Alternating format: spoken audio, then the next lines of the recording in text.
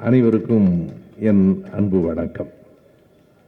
காலம் கடந்து கொண்டிருக்கிறது என்பதால் பேச வேண்டிய பல செய்திகளை எனக்கு முன்னால் பேசிய இருவரும் பேசிவிட்டார்கள் என்பதால் இயன்ற வரையில் சுருக்கமாகவும் தேவையாகவும் சில செய்திகளை உங்கள் முன்னால் வைக்க விரும்புகிறேன். இது தம்பி உதயநிதி அவர்களுக்கான பிறந்த நாள் பாராட்டு கூட்டம்தான். ஆனால் அந்த பாராட்டு என்பது அவரை பாராட்டி கொண்டிருப்பதற்காக மட்டுமில்லை. அவருக்கான பெரிய பாராட்டை மக்கள் தர வேண்டுமென்றால் வருகிற தேர்தலில் தர வேண்டும். அதுதான் சரியாக. மேடையிலே பாராட்டி கொண்டிருப்பதில்லை. எதற்காக அந்த வெற்றியை நாம் தர வேண்டும் என்பதை மட்டும் நான் சொல்லி விடைபெறுகிறேன்.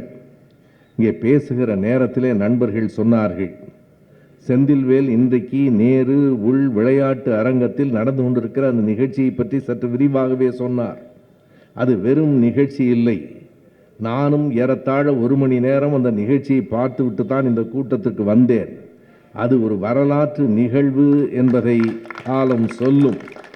மிகைப்படுத்துவதற்காகவோ பாராட்டுவதற்காகவோ சொல்லவில்லை. ஏற்கனவே 1,13,00,000 பேருக்கு அந்த பெண்களுக்கு வழங்குகிற உரிமை தொகை தாண்டி இன்னொரு 15 to 17 லட்சம் பேருக்கு உரிமை தொகையை வழங்குவதற்காக நடத்தப்படுகிற கூட்டம். எதிர்க்கட்சியினர் என்ன சொல்கிறார்கள், என்ன சொல்வார்கள் என்பது நமக்கு தெரியும். தேர்தலுக்காக மக்களுக்கு பெண்களுக்கு பணம் கொடுக்கிறார்கள் என்பார்கள். நான் ஒன்றை அழுத்தமாக சொல்ல விரும்புகிறேன். ஓர் அரசு மக்களுக்கு நன்மை செய்துவிட்டு வாக்கு கேட்பதில் எந்த பிழையும் இல்லை. அதில் என்ன தவறு? தேர்தலுக்கு என்றே வைத்துக் கொள்ளுங்கள். தேர்தலுக்காக எதையும் செய்யாமல் வாக்கு கேட்கவில்லை. தங்கத்தின் விலை இன்றைக்கு எகிரி இருக்கிறதே, அந்த நிலையில் அதற்கு காரணமாக இருந்து கேட்கவில்லை. தமிழ்நாட்டினுடைய உள்நாட்டு உற்பத்தி இந்தியாவிலேயே முதல் இடத்தில் இருக்கிறதே, அதை கடைசி இடத்திலே கொண்டு வந்து வைத்துவிட்டு வாக்குகளை கேட்கவில்லை. வாக்குகளை கேட்பதற்காக மக்களுக்கு நன்மை செய்வதில் எந்த பிழையும் இல்லை. அது சரிதான். நாங்கள் வாக்கு கேட்கிறோம், நல்லவைகளை மக்களுக்கு செய்துவிட்டு எங்களுக்கு வாக்கு தாருங்கள் என்று கேட்கிறோம். கேட்கிற உரிமை இந்த கட்சிக்கும் இந்த அரசுக்கும் இருக்கிறது. ஆனால் எல்லாவற்றையுமே வாக்குகளுக்காகத்தான் நாம் செய்கிறோமா? பெண்களுக்கு ஒன்றை நான் நினைவூட்ட விரும்புகிறேன். நம்முடைய கழகத்தில் இருக்கிற பெண்கள் அறிவார்கள். மக்களுக்கு சொல்லுங்கள், அக்கம்பக்கத்தில் சொல்லுங்கள், அடுத்தவர்களுக்கு சொல்லுங்கள். இன்றைக்கு பெண்களை மிகவும் கடுமையாக தாக்குகிற நோயாக இருப்பது கருப்பை புற்றுநோய்தான். கருப்பை புற்றுநோய் என்பது இன்றைக்கு கூடுதலாக வந்து கொண்டிருக்கிறது. ஒரு காலத்தில் காசநோய் என்று சொல்லுகிற டியூபர்குலோசிஸ் என்கிற நோய்க்கே மருந்து இல்லை. பழைய திரைப்படம் பாலும் படமும் போனால் போகட்டும் போடா என்கிற பாட்டே காசநோய் வந்து இறந்து போன ஒரு பெண்ணுக்காக பாடுகிற பாட்டு. இன்றைக்கு புற்றுநோயிலே முதல் நிலை, 2வது நிலையை குணப்படுத்த முடிகிறது. ஆனாலும் பெண்களுக்கு வருகிற அந்த கருவாயில் வருகிற புற்றுநோயை தடுக்க முடியவில்லை. இந்த அரசு என்ன செய்திருக்கிறது? மருத்துவர்களின் அறிவியலாளர்களினுடைய அந்த அறிவுரைகளை கேட்டு 9 வயதுக்கும் 14 வயதுக்கும் உட்பட்ட பெண்களுக்கு அந்த தடுப்பூசி போட்டால் அவர்களை புற்றுநோயிலிருந்து காப்பாற்றி விடலாம் என்பதற்காக அந்த திட்டத்தை நிறைவேற்றுகிறதே. செய்தி எங்கே இருக்கிறது தெரியுமா? ஓர் அரசுக்கு இது கடமை என்பது ஒரு பக்கம் இருக்கட்டும். 9 வயதிலிருந்து 14 வயதுக்கு உட்பட்ட பெண்களுக்கு தடுப்பூசி போடுகிற அரசு வெறும் வாக்குகளுக்காக அதை செய்கிறது என்று யாராவது சொல்ல முடியுமா? காரணம், வருகிற தேர்தலில் 9க்கும் 14க்கும் இடைப்பட்ட வயதுள்ள பெண்கள் யாருக்கும் வாக்குகள் இல்லை. ஏன் செய்கிறார்கள்? போகட்டும். 9க்கும் 12க்கும் இடையில் உள்ள அந்த பெண் குழந்தைகளுக்கு அடுத்த தேர்தலில் கூட வாக்கு இல்லை. அடுத்த தேர்தலில் கூட அவர்களுக்கு 17 வயதுக்கு உட்பட்டதுதான். எனவே தேர்தலுக்காக இல்லை, அடுத்த தேர்தலை நினைத்தல்ல, அடுத்த தலைமுறையை நினைத்து ஆட்சி செய்கிற இந்த அரசுக்கு வாக்குகளை தாருங்கள் என்று பிறந்த நாளில் கேட்கிறோம். ஒன்றும் பிழை இல்லை. இன்றைக்கு மேடையில் யாரெல்லாம் இருந்திருக்கிறார்கள் நான் பார்த்தேன். முதலமைச்சர் அவர்களும் துணை முதலமைச்சர் அவர்களும் மேடையிலே முதல் வரிசையில் அமர்ந்திருக்கிறார்கள். அந்த நிகழ்ச்சியே பார்க்கிறவர்களுக்கு மிகுந்த நெகிழ்ச்சியாக இருந்தது. ஒரு பெண், ஈழத்தை சார்ந்த பெண் அந்த மேடையில் பேசுகிறார். நான் ஏறத்தாழ 2011-12 தமிழ்நாட்டுக்கு வந்தோம். 10 ஆண்டுகள் எங்களுக்கு தங்குவதற்கு ஒரு வீடு இல்லை, சரியான கழிப்பறை இல்லை, இன்றைக்கு இந்த அரசு ஒரு வீட்டை கட்டி கொடுத்திருக்கிறது, அதில் சமையலறை இருக்கிறது, கழிப்பறை, இவையெல்லாம் பெரிய செய்தியாக அந்த பெண்ணுக்கு படுகிறது என்று சொன்னால் எந்த நிலையிலே இருந்திருக்கிறார்கள் என்று எண்ணி பாருங்கள். எல்லாம் இருக்கிறது. இப்போது எங்களுக்கு முதலமைச்சர் கட்டி கொடுத்த அந்த வீடு வீடாக தெரியவில்லை, கோயிலாக இருக்கிறது. அந்த பெண் இப்போது சொன்ன, இன்று மாலையிலே சொன்ன செய்தி சொல்லி முடித்துவிட்டு இன்னொரு பெண் அழுகிறார். தலைவரை பார்த்து சிரிக்கிறார். அழுகிற போது அழுது கொண்டே பட்ட துயரம் என்ன, இன்றைக்கு நான் எந்த இடத்துக்கு வந்திருக்கிறேன் என்று சொல்லிவிட்டு அந்த பெண் முதல் வரிசையில் அமர்ந்திருக்கிற முதலமைச்சரை பார்த்து சொல்லுகிறார், நான் உங்களுக்காக ஒரு கைக்குட்டையிலே எம்ப்ராய்டரி செய்து கொண்டு வந்திருக்கிறேன், உங்களிடம் தரலாமா என்று கேட்கிறார். முதலமைச்சர் தாருங்கள் என்கிறார். அவருடைய அமைதி, அந்த புன்னகை, அதை ஏற்றுக்கொள்ளுகிற தன்மை, இயல்பாகவே அவருடைய முதிர்ச்சி இருக்கிறதே, அது 70 வயதுக்குள்ள முதிர்ச்சி அல்ல, 100 வயதுக்குள்ள முதிர்ச்சி. நான் ஒரு கைக்குட்டையிலே ஒரு கர்ச்சீஃபிலே எம்ப்ராய்டரி பண்ணி இருக்கிறேன், கொண்டு தரலாமா என்று கேட்கிற போது தாருங்கள் என்கிறார். அந்த பெண் மேடையிலிருந்து ஓடி வந்த காட்சியை நீங்கள் பார்க்க வேண்டும். தொலைக்காட்சியிலே நான் பார்த்தேன். மேடையில் இருந்து ஓடி முதலமைச்சரிடத்தில் அந்த கர்ச்சீஃபை கொடுக்கிறாள். அந்த கைக்குட்டையிலே என்ன எழுதியிருக்கிறது தெரியுமா? வேறு ஒன்றுமே இல்லை. வெள்ளை நிற கைக்குட்டையில் சிவப்பு எழுத்துகளில் ஒரே ஒரு சொல் இருக்கிறது, அப்பா என்று எழுதியிருக்கிறது. இன்றைக்கு நடந்த நிகழ்ச்சியை நான் சொல்லுகிறேன். அப்பா, கீழே என்ன எழுதியிருக்கிறது என்றால் ஈழ மகள் சாரா என்று எழுதியிருக்கிறது. அப்பா, ஈழ மகள் சாரா என்று எழுதியிருக்கிறது. இதைவிட பெரிய சொத்து வேறு என்ன நாம் சேர்த்து விட போகிறோம்? எங்கோ பிறந்த ஒரு பெண். உண்மையான பாசத்தோடு நான் எதனை கவனித்தேன் என்றால், அந்த பெண் அழுது கொண்டே பேசினாள், தலைவரிடத்திலே சிரித்து கொண்டே அந்த கைக்குட்டையை கொடுத்தாள். அந்த கண்ணீரும் உண்மை, அந்த புன்னகையும் உண்மை. அதுதான் அடிப்படையானது, எதுவும் செயற்கையானதல்ல. அந்த கண்ணீரும் உண்மையானது, அந்த புன்னகையும் உண்மையானது. ஏனென்றால் அவர் நிதானமாக இருக்கிறார், எப்படி செயல்பட வேண்டும் என்கிற தெளிவோடு இருக்கிறார். இன்றைக்கு அந்த நிகழ்விலே கலந்து கொள்ள போகிறவர்கள் யார் என்கிற பட்டியலை பார்த்தேன். கிருஷ்ணம்மாள் ஜெகநாதன் என்று ஒரு பெயர் இருந்தது. நீங்கள் எத்தனை பேர் கவனித்தீர்கள் என்று எனக்கு தெரியாது. கிருஷ்ணம்மாள் ஜெகநாதன் என்பது யார் என்பது இன்றைக்கு மக்களுக்கு மிக பலருக்கு தெரிந்திருக்க நியாயம் இல்லை. அவர் மேடைக்கு விழாவுக்கு வந்தாரா என்றும் எனக்கு தெரியாது. வந்திருக்க வாய்ப்பு குறைவு. காரணம், என் கணக்கு சரியாக இருக்குமானால் அந்த அம்மையாருக்கு வயது 98 அல்லது 99. 99 வயதில் வாழ்கிற ஒரு அம்மையாரினுடைய பெயர் இத்தனை பெரிய அரசு விழாவில் எதற்காக? அவரால் எத்தனை வாக்குகள் சேரப்போகின்றன? நான் அதைத்தான் கேட்கிறேன். கிருஷ்ணம்மாளை அவர்களை மேடையிலே கொண்டு ஒரு முதலமைச்சர் ஒரு பெரிய விழாவில் உட்கார வைப்பதால் என்ன வாக்கு சேர்ந்து விட போகிறது? எதற்காக? யார் அந்த கிருஷ்ணம்மாள்? இந்த மேடையிலே அதை நான் சொல்ல வேண்டும்.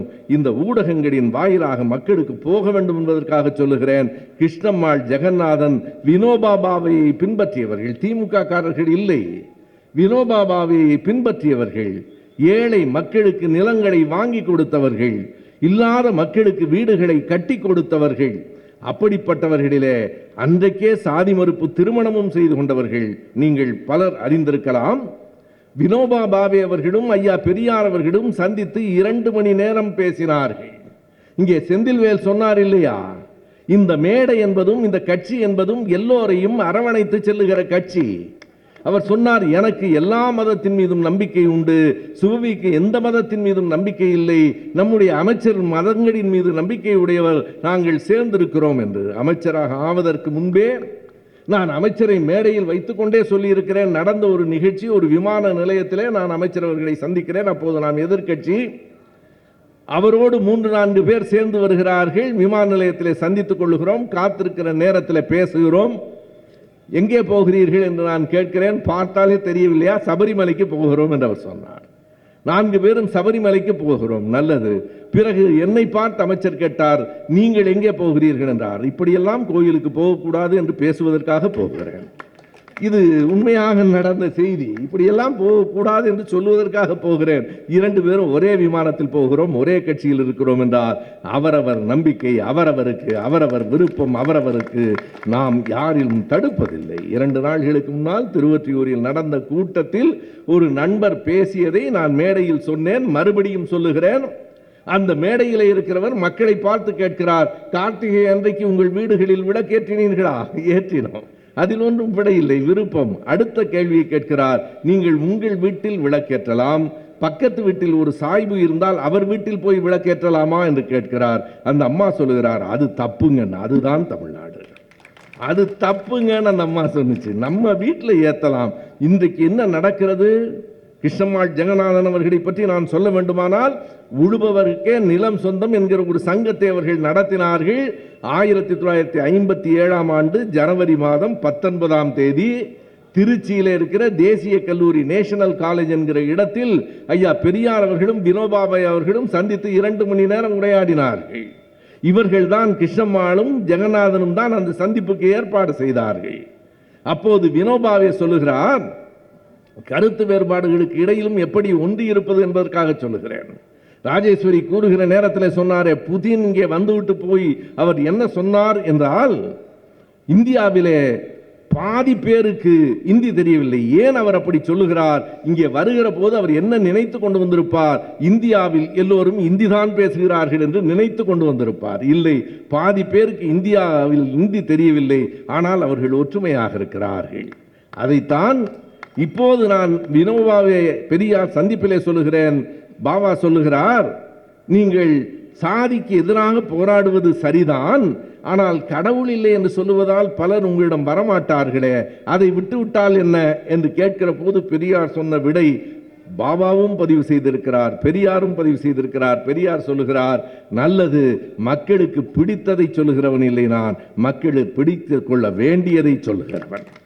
ஏன் நான் கடவுள் மறுப்பையும் சேர்த்து சொல்லுகிறேன் என்றால், சாதியை எதிர்க்கத்தான் நான் புறப்பட்டேன். ஆனால் சாதி என்பது கடவுளை மையமாக கொண்டு இந்த நாட்டில் இருக்கிறது என்பதால், நானே 4 வர்ணங்களையும் படைத்தேன் என்று கடவுள் சொன்னார் என்று சொல்லுவதை மக்கள் நம்புவதால் நான் கடவுள் மறுப்பிலிருந்து தொடங்க வேண்டியிருக்கிறது என்றார். பிறகு வினோபாவும் அண்ணாவும் சந்தித்தார்கள், தலைவர் கலைஞரும் சந்தித்தார். கலைஞர் சந்திக்கிற போது கிருஷ்ணம்மாள் தான். அதற்காக சொன்னேன், இன்றைக்கு மேடையிலே நம்முடைய தலைவர் நினைவிலை வைத்துக் கொண்டு கிருஷ்ணம்மாளை அழைத்திருக்கிறாரே, கிருஷ்ணம்மாள் தலைவர் கலைஞரை பார்த்து என்ன கேட்கிறார்? நாங்கள் உழுபவருக்கான நில உரிமை என்று ஒரு சங்கம் வைத்திருக்கிறோம், நிலத்தை வாங்கி கொடுத்து விடுகிறோம், பத்திர கட்டணம் ரொம்பவும் அதிகமாக இருக்கிறது, ரெஜிஸ்ட்ரேஷன் ஃபீஸ் பத்திர கட்டணம் ரொம்ப அதிகமாக இருக்கிறது, எனவே அந்த கட்டணத்தை கொஞ்சம் நீங்கள் குறைத்து தர முடியுமா என்று கேட்கிறார். தலைவர் கலைஞர் சொன்ன பதிலை அவர் இந்து ஏட்டிலே பதிவு செய்திருக்கிறார். நான் மிகைப்படுத்தி சொல்லவில்லை. அன்றைக்கு தலைவர் சொல்லியிருக்கிறார், நீங்கள் நிலத்தை வாங்கி கொடுத்து விட்டீர்கள், அதிலே பத்திர பதிவுக்காக அவர்கள் சிரமப்பட வேண்டாம், குறைத்து தர சொல்லுகிறீர்கள், குறைக்க வேண்டாம், உங்கள் மூலமாக நிலம் வாங்கியவர்களுக்கு பத்திர கட்டணம் இல்லை என்று அறிவித்தவர் முத்தமிழறிஞர் தலைவர் கலைஞர்.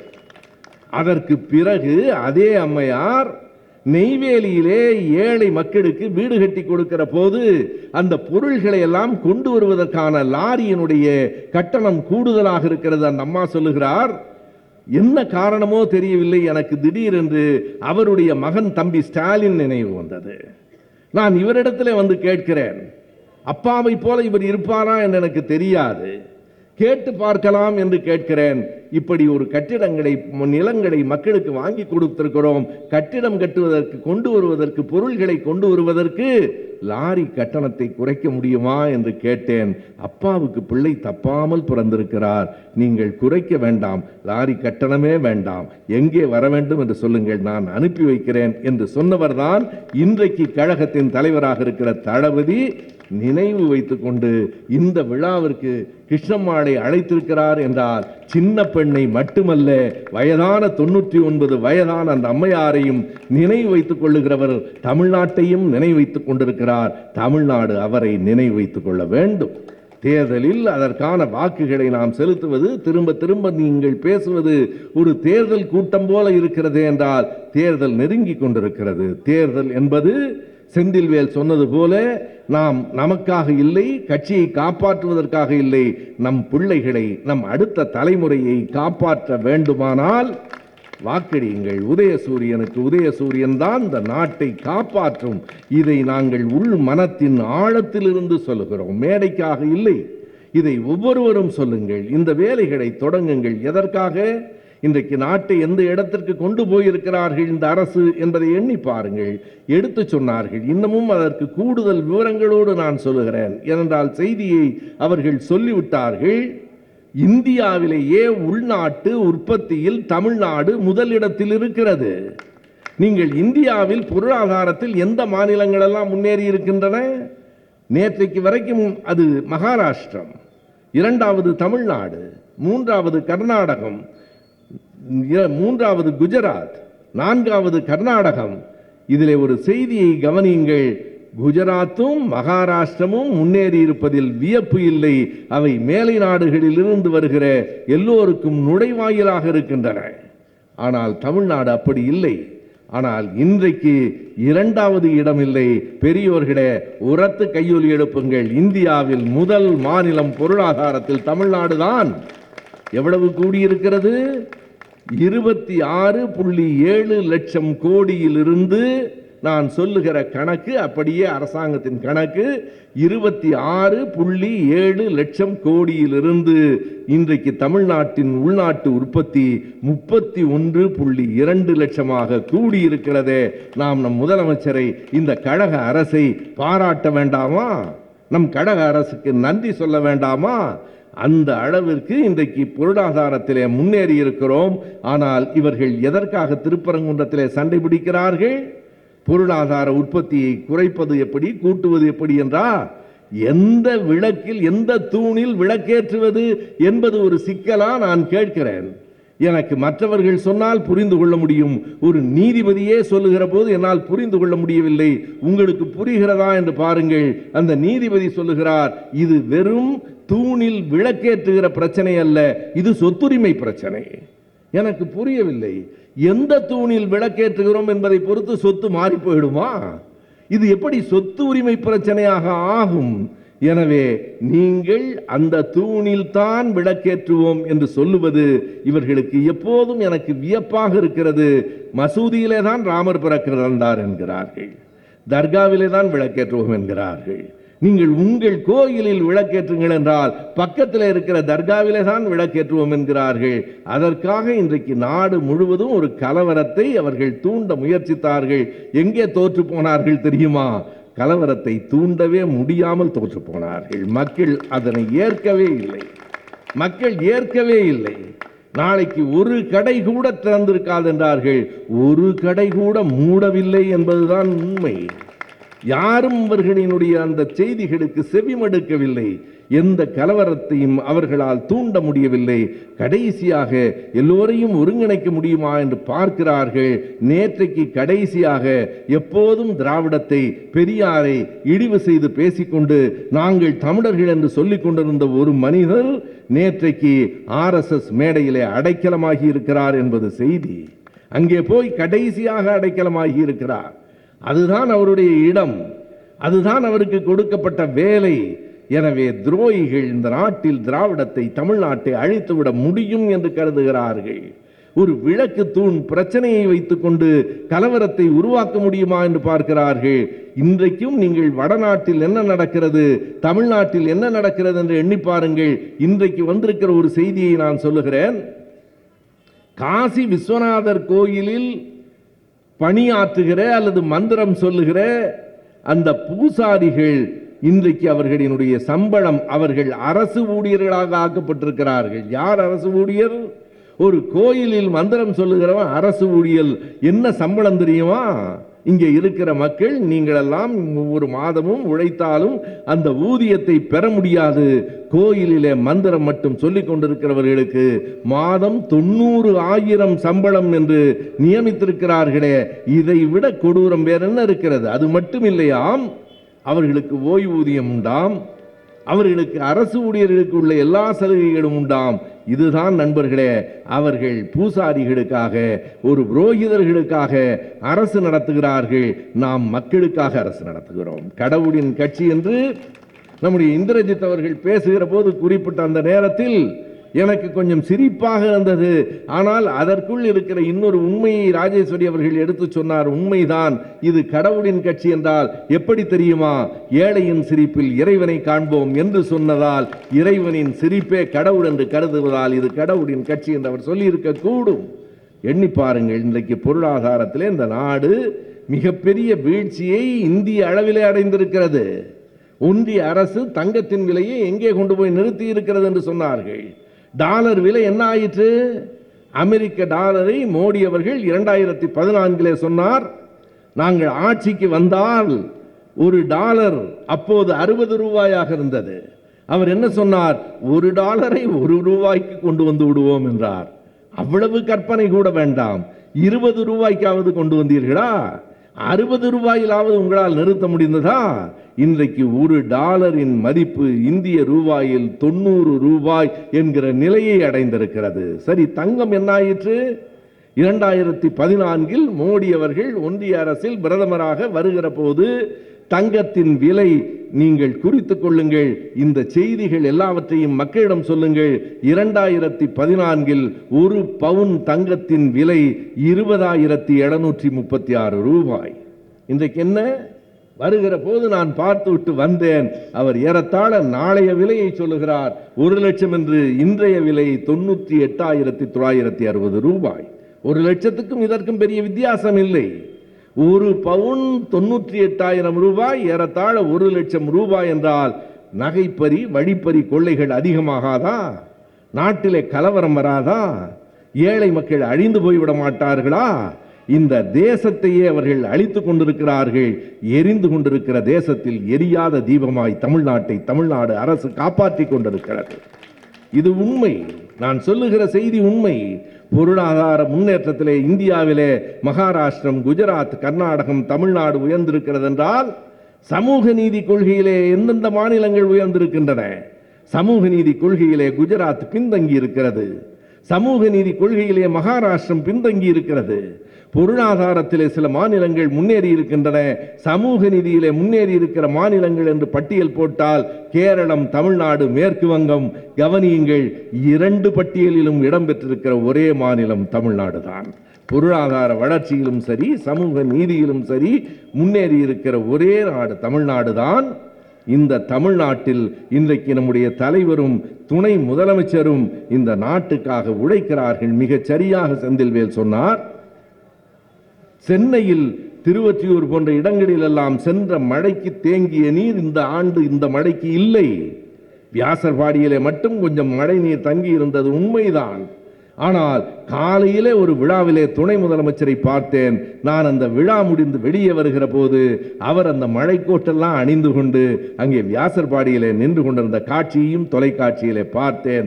மக்களுக்கான ஒரு வாழ்வாக, மக்களுக்கான தொண்டே அரசியலாக கொண்டிருக்கிறோம். ஆனாலும் இந்த மக்கள் சில நேரங்களில் தடம் மாறி போகிறார்கள். நாம் ஏற்கத்தானே வேண்டும். 72 ரேஷன் கடை திறந்தது மட்டுமல்ல, மேற்கு வங்கம் கம்யூனிஸ்ட் கட்சியின் அரசாங்கத்திலே கூட மனிதனை வைத்து மனிதன் இழுத்து கொண்டிருந்த கைரிக்ஷா என்பது இருக்கிற போது அதை ஒழித்து மனிதனை மனிதன் இழுக்கக்கூடாது என்று சைக்கிள் ரிக்ஷாவை வாங்கி கொடுத்தவர் நம்முடைய முத்தமிழறிஞர் தலைவர் கலைஞர். ஆனாலும் என்ன ஆயிற்று நண்பர்களே? நம்முடைய தலைவர் தான் கைரிக்ஷாவை ஒழித்தார். அப்படி ஒழித்த தலைவருக்கு நம்முடைய கட்சிக்கு வாக்களிக்காமல் என்ன செய்தார்கள் என்றால், ரிக்ஷாக்காரனாக நடித்தவருக்கு வாக்களித்து விட்டார்கள். ரிக்ஷாக்காரனாக நடித்தவருக்கு வாக்களித்தது கூட குற்றமில்லை, ரிக்ஷாக்காரனாக நடித்தவரோடு நடித்தவருக்கு வேறு வாக்களித்தார்கள். எனவே மக்கள் தடுமாறுவதும் தடம் மாறுவதும் உண்டுதான். நம் வேலையை நாம் செய்தாக வேண்டும். நன்றாக நடனமாடுகிறார் என்பதற்காக ஒருவர் முதலமைச்சராக வேண்டும் என்று விரும்புகிறார் என்றால் விரும்புவது குற்றமில்லை, வாக்களிப்பது குற்றம். உணர்த்த வேண்டும். நம் பிள்ளைகளுக்கு நாம் தான் சொல்ல வேண்டும். நடனத்தை ரசியுங்கள். நடனத்துக்காக ஒருவனை கொண்டு வந்து மேலே அமர வைக்காதீர்கள். திரைப்படத் துறையை சார்ந்த ஒருவர் அரசியலுக்கு வரக்கூடாது என்று ஒரு நாளும் நான் சொல்ல மாட்டேன். வாருங்கள், மக்களுக்காக போராடுங்கள், தியாகம் செய்யுங்கள், பல ஆண்டு அனுபவங்களை பெறுங்கள், பிறகு முதலமைச்சர் என்கிற கனவுக்கு வந்து சேருங்கள். வேண்டாம் என்று யாரும் சொல்லவில்லை. இந்த இடத்தில் இன்றைக்கு முதலமைச்சராக தமிழ்நாட்டிலே இருக்கிறவர் பட்டிருக்கிற துயரங்கள், பட்டிருக்கிற காயங்கள், நண்பர்களே நினைத்து பாருங்கள். அவர் எந்த இடத்துக்கும் முதல் படியிலிருந்து கடைசி படிக்கு தாவவே இல்லை.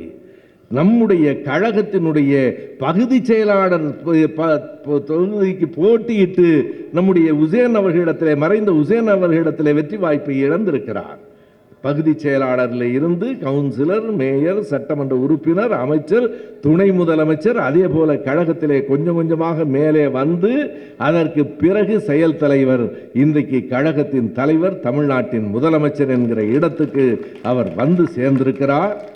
தம்பி உதயநிதி அவர்களும் மிக எளிமையாக, நான் அவருடைய பேச்சை இங்கே கூட்டம் தொடங்குவதற்கு முன்னால் போட்டார்கள், நீங்கள் பார்த்திருப்பீர்கள். மிக கண்ணியமாகவும் பேசுகிறார், கலகலப்பாகவும் பேசுகிறார். ஒரு பெரிய ஆற்றல். அது எப்படி அவர் பேசுகிறார் என்பதற்கு அவர் விடையும் சொன்னார். வேறொன்றும் இல்லை, நான் என் மனதில் பட்டதை பேசுகிறேன், அவ்வளவுதான். அவர் அலங்காரமாக பேசவில்லை, அடுக்கு மொழியில் பேசவில்லை. அவர் சரியாக சொன்னார், நான் மனதில் பட்டதை பேசுகிறேன், எளிமையாக இருக்கிறேன். மக்கள் என்னை அவர்கள் வீட்டு பக்கத்து வீட்டு பையன் போல் நினைக்கிறார்கள். இதைவிட பெரிய வெற்றி வேறொன்றும் இல்லை. யார் இயல்பாக பேசுகிறானோ, யார் உண்மையாக பேசுகிறானோ அவனே நல்ல பேச்சாளன், அவனே நல்ல மனிதன், அவனே நல்ல தலைவன். எனவே நமக்கு எப்போதும் நீங்கள் எண்ணி பார்க்கலாம், தலைவர் இருக்கிற போதே தளபதி அடுத்த இடத்தில், தளபதி இருக்கிற போதே தம்பி உதயநிதி அதற்கு அடுத்த இடத்தில். திமுக கழகத்திற்கு வாழையடி வாழை என தொண்டர்கள் வந்து கொண்டே இருக்கிறார்கள். காலகாலமும் தொண்டர்கள் குறைந்ததில்லை. திமுக கழகத்திற்கு கிடைத்ததை போல தொண்டர்கள் உலகத்தில் வேறு எந்த கட்சிக்கும் கிடைத்ததும் இல்லை. என்ன பெரிய வியப்பென்றால், நமக்கு தொண்டர்களும் வந்து கொண்டே இருக்கிறார்கள், தலைவர்களும் வந்து கொண்டே இருக்கிறார்கள். திராவிடம் வாழும், இந்த மண்ணை ஆளும், இந்த மண்ணை வாழ வைக்கும். நன்றி, வணக்கம்.